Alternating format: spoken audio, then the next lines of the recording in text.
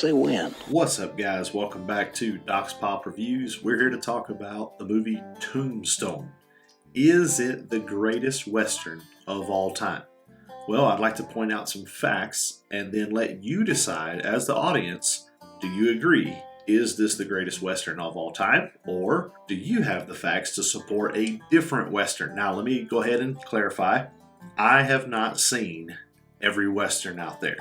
I've seen a bunch. I've seen some of the older ones, Hang 'em High, The Good, the Bad, the Ugly. I've seen more modern day ones, Django Unchained, 3:10 to Yuma, which I know I've seen both the older one and the remake. The Magnificent Seven, both the older one and the remake. But I have not seen every single Western. However, I still think that Tombstone is the greatest Western. So how can you claim that fact if you haven't seen every Western? Well, I think these facts will speak for themselves. Let's get started. In the opening scene, we are introduced to the cowboys.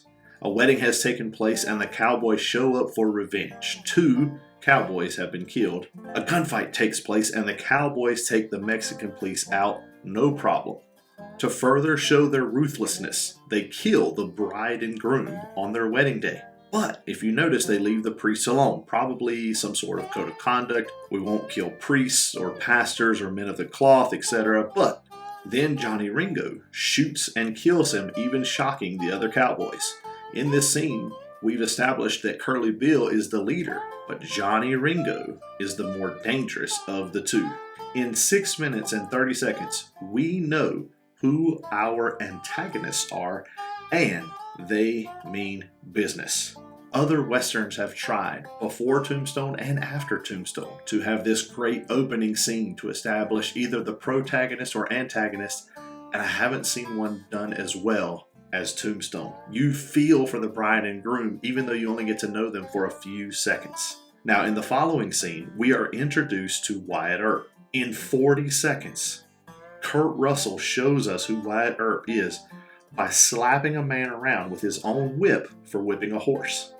Wyatt doesn't shoot anyone, he doesn't threaten a town, but in 40 seconds, just 40 seconds, we know our main character, the protagonist, is not someone you want to mess with. Look at the contrast between we just saw the cowboys in a gunfight and Wyatt Earp just simply slapping a guy around with a whip. Both scenes capture your attention, both scenes are intense. Later in the movie, we're introduced to Doc Holliday. Now, Val Kilmer's performance as Doc Holliday should have earned him an Oscar. And here is one of the reasons I say that Westerns, even though I've never watched them, don't line up or don't meet the criteria of greatest Western of all time, is because of Doc Holliday in this movie. Don't get me wrong, there's other facts to support it, but this one right here, I still quote Doc Holliday to this day. I have friends that quote Doc Holliday to this day. I see Facebook memes that quote Doc Holliday to this day. Like, I've seen shirts that say the good, the bad, and the ugly, and that's pretty much all it says. But I've seen shirts that say, I'm your huckleberry, say when, you're a daisy if you're due. All these different amazing quotes. He says so many things and you just hang on to every word he says because he's such a cool character. And guys, this is from 1993 and we're almost 30 years later and his lines are still quoted, made into t-shirts, Facebook memes, Instagram shots. What other Western out there is quoted as much as this one? I don't know of any. Moving on with the movie, later we are introduced to Doc Holliday. We see he is sick, good at gambling, a quick draw, and somebody else you don't want to mess with.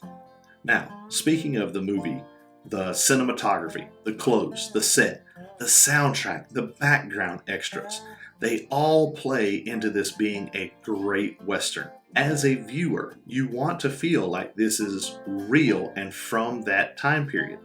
Recently, I watched a Netflix film called The Harder They Fall. This was also a Western. It didn't have that feel. I didn't feel like I was in a Western. And it has nothing to do with the color of somebody's skin. But they did decide to have rap music in the background, and it completely removed me from the Western experience. Now, moving ahead in this movie, Wyatt Earp is established again as someone not to mess with when he kicks Johnny Tyler out from being a dealer. Johnny Tyler was played by Billy Bob Thornton. In this scene, Wyatt Earp doesn't have a gun, but still, through an intense stare, unflinching mannerisms, repeated slaps, and words that strike fear into Johnny's heart, we see Wyatt as a tough son of a gun. Johnny Tyler comes back with a shotgun, and Doc Holliday is able to stop him with simple words. And Wyatt makes him leave the shotgun, and he says thank you. Moving ahead in the movie, when Wyatt Earp is the dealer of a poker game, at the Oriental, our cowboy antagonists finally meet up with the protagonists.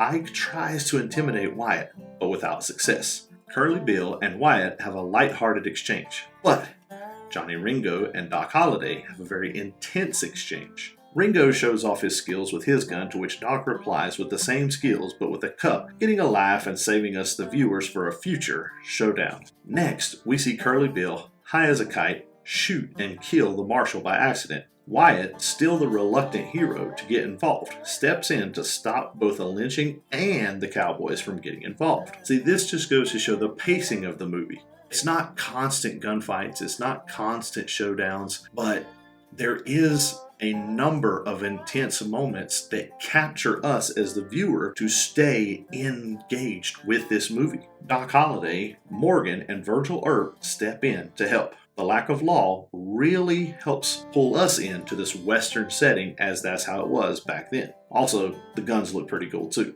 Later, we see the chaos of the cowboys is what draws Virgil and Morgan Earp into being the law in the town.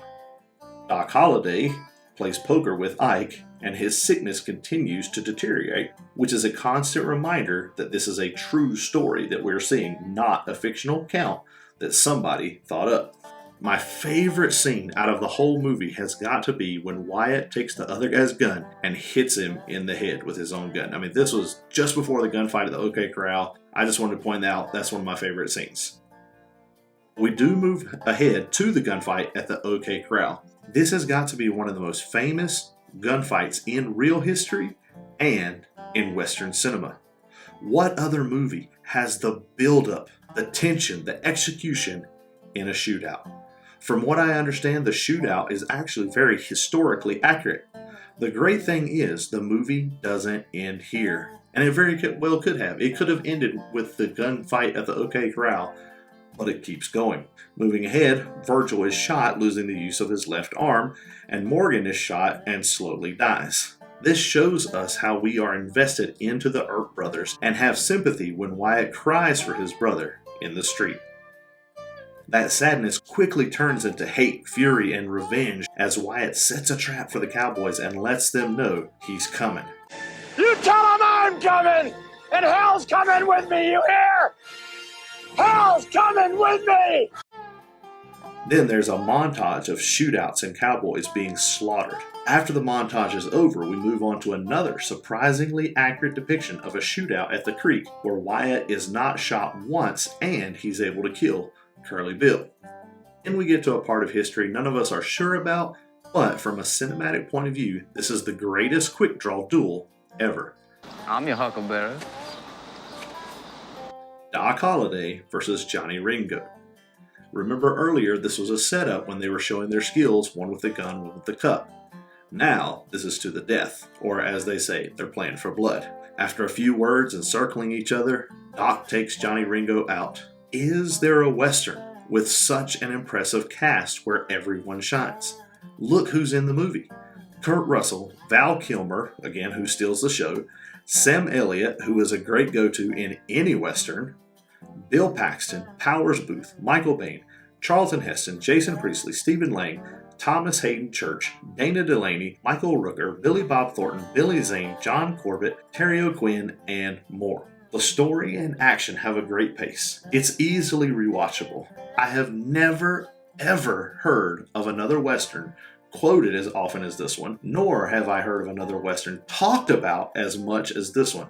This film has and will continue to stand the test of time, and that's why I say it is the greatest Western of all time. Guys, if you disagree, please leave your comments down below, or if you agree and there's some facts about Tombstone that I forgot, leave those comments down below. I'd love to hear some more discussion about Tombstone.